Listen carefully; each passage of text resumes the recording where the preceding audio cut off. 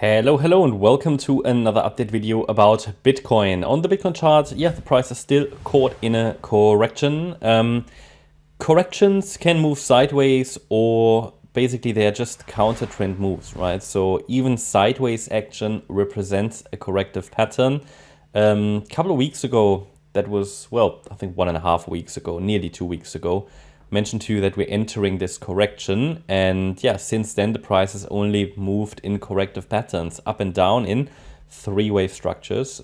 So that's been, I think, a good solid forecast, because the main benefit that Elliott Wave gives us in these corrections, well, first to understand the key levels for risk management, support, resistance, but also that we are in a correction and that we have to not only mentally, but also strategically prepare for such a correction, especially if we know that a wave 4 is playing out.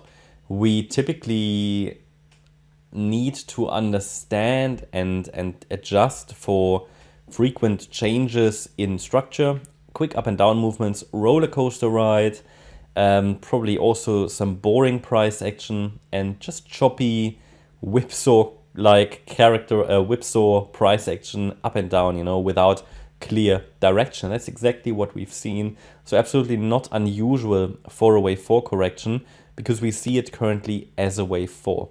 A wave 4 is typically, in contrast to a wave 2, a sideways correction. A wave 2 is typically a sharp correction, very often, not always, but very often. And that means it's a clearer structure. That's what people like to see normally in a correction, because it gives you that solid pullback in a wave 2. And the wave 4 is often a frustrating sideways move. Okay, so that's the main benefit of Elliott Wave. People who understand that, yeah, can mentally prepare for that. Others get frustrated in these corrections, okay? Especially if Elliott Wave tells us a wave 4 is approaching. I mean, the market is exactly doing what I explained to you. Lots of up and down, quick changes in wave structure, or generally in the market structure, frustrating movements, fake outs. So that's exactly normal behavior in a wave 4. Therefore, I'm still of the view that we are in this wave 4, and it's just putting quite a complex B wave in at the moment.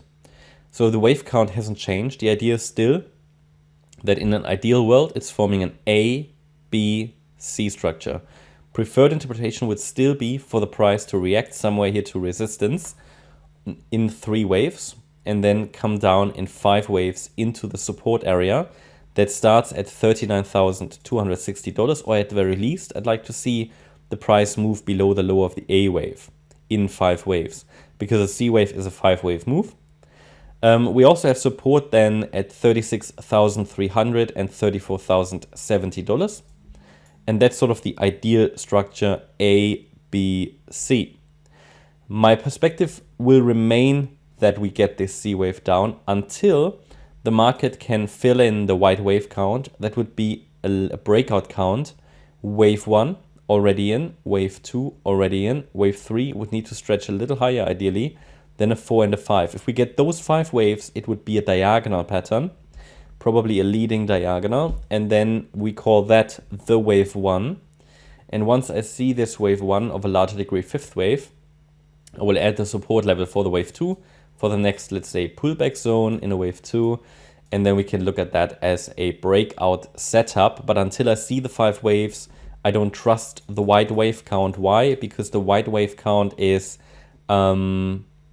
well, it's at best a diagonal, but it's characterized by corrective structures. At the moment, it's not impulsive, cannot trust it. And while the market, doesn't technically need to come down any lower, it would be ideal. So I always have to align my perspective with probabilities. The only thing that I can say, but that's not predictable, and I have to leave you with that, and then you have to adjust your strategy accordingly. You have to decide what you do with that, is that corrections in fourth waves can be shallow, but especially in a bullish market, they can be very shallow. That's all I can say. I can't tell you it will go up from here. I can't tell you it will be shallow, but they often are shallow. But still, I would like it to reach the fib levels at least, right? But there's no guarantee for that. Typically, Bitcoin does at least reach the 23.6 Fib level in a fourth wave. But in a really bullish market, it might not need to. Well, it will certainly not do it if this turns into a triangle. I have no evidence for a triangle at this stage, not enough waves. But if I see the potential for a triangle and that is forming that, then I will let you know. I mean, you might say, okay, but it's got here. Yeah.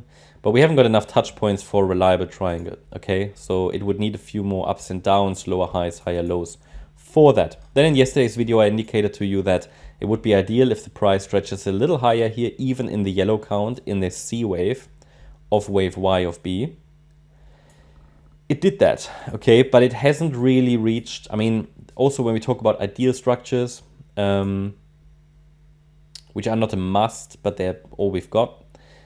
Ideally, you know, in these corrective structures, if we look at the Y wave, consists of an ABC structure, the C wave would ideally, you know, reach the 100% extension level, or at least I wanted it to reach here the previous top, so between 44,700 and 44,850 roughly.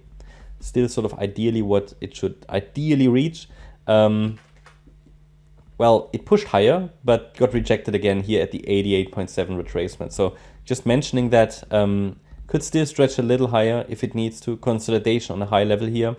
But as soon as we get a break below 43,260, it would indicate, in my opinion, that the top is in. But I want to see more evidence because the ideal level hasn't been reached. So I want to see also a break below 41,820 to confirm that further.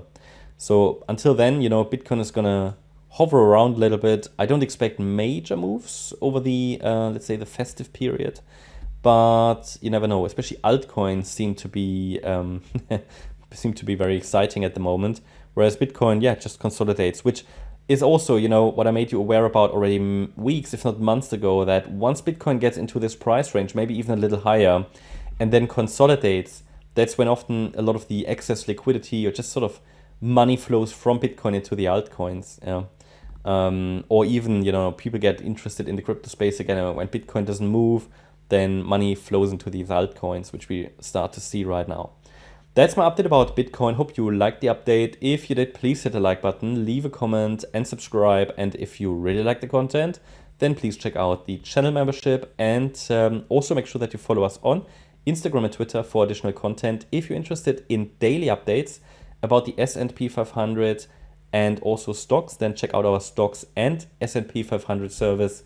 You can find the link in the description. Thanks a lot for watching. Bye-bye.